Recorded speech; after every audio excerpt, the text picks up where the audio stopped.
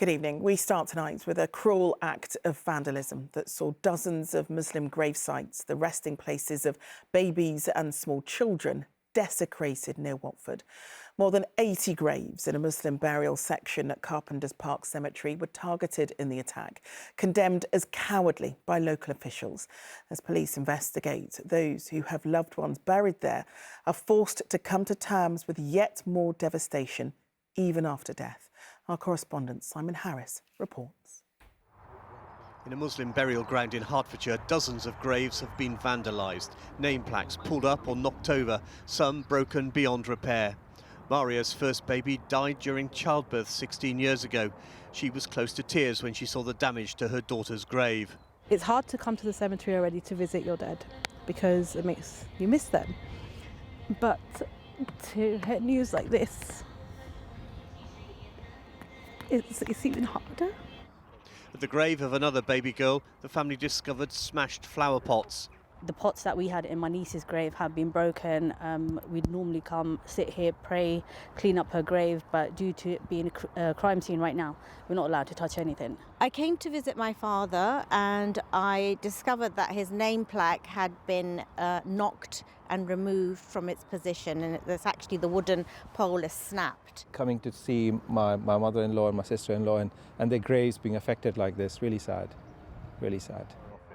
The Carpenters Park Lawn Cemetery near Watford belongs to the London Borough of Brent. Brent Council said up to 100 Muslim graves had been targeted in what appeared to be an Islamophobic hate crime. The council said it was working with the police to beef up security. The cemetery doesn't have CCTV cameras. Hertfordshire Constabulary said a large number of the damaged graves were the last resting place of babies and young children. The police are absolutely treating it as a hate crime. I wanted to assure everyone in the Muslim community, right, that this is absolutely being taken seriously, and where we can, we will hold those perpetrators to account.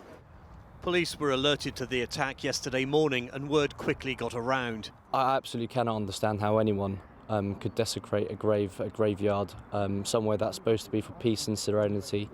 Brent Council has promised to repair the damage. Can't fathom why someone would do something like this, to be honest. I just cannot comprehend this just yet. It's a bit early for, to process this. I just hope that they caught and they pay the price for this. Obviously losing a baby is hard enough, and then you think she's at peace, you're at peace with it finally, and then something like this happens. It's just, I don't know, I just want answers about what's happening, what's happened. A cemetery is supposed to be somewhere the bereaved can find comfort, but at Carpenters Park Lawn, families were facing yet more sadness and anger. Simon Harris, ITV News, Watford. Good evening. Tourists, theatregoers and Londoners taking in the sights of the West End have been reminded of the deadly threat posed by e-bike batteries when one burst into flames right outside the Palace Theatre in Soho, where Harry Potter and the Cursed Child is being staged. The battery was attached to a pedicab and comes more than a month after a consultation into the regulation of pedicabs ended. So there are now urgent questions over why there's been no conclusion as yet and why TfL aren't using their current powers to make them safer. Our political correspondent Simon Harris reports. The West End is used to drama, normally on stage, but this spectacular pyrotechnic display was on the pavement outside the Palace Theatre. A battery-powered rickshaw suddenly ignited, forcing the auditorium to be evacuated while firefighters doused the flames. So-called pedicabs are loathed by the taxi trade. It was a matter of time before it happened. I mean, the video itself is horrendous. I mean, it's horrific. Had it been under the canopy when it caught a light, it could have caught the theatre. I mean, but it's an accident waiting to happen.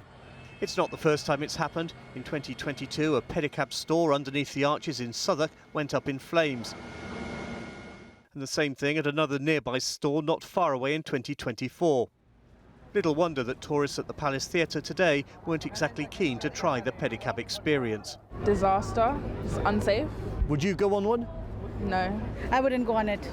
Not safe. Now that I'm seeing that, I see that that's very dangerous. Would you go on one? No. Not anymore. Yes. London's pedicabs have always been controversial, with questions about safety and allegations of rip-off prices. Parliament has given Transport for London new powers to force pedicab operators to apply for a licence and comply with new safety rules.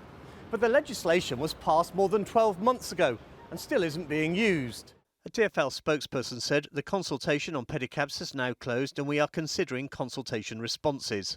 The consultation that could have taken place straight away has been held up and slowed down, and it really is rather illustrative of why it's needed that we see this incident from last Saturday. It's 6 months behind where it should be, and we really think it needs to be speeded up.